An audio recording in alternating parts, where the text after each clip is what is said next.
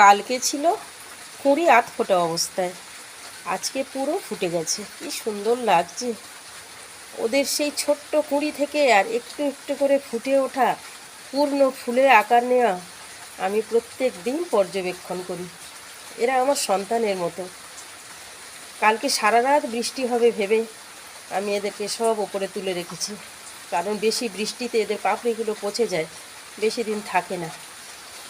অতিরিক্ত বৃষ্টিতে টবে জল জমে যায়। কি সুন্দর। সকলকে একটু গোলাপের শুভেচ্ছা জানাই, তাই ছবিটা তুললাম। ভালো থাকবেন সবাই, গোলাপের শুভেচ্ছা পাঠালাম। সারা রাত বৃষ্টি হচ্ছে, সকাল পর্যন্ত বৃষ্টি হচ্ছে, আর আমি এদেরকে ওপরে রেখে বৃষ্টির হাত থেকে বাঁচানোর চেষ্টা করলাম।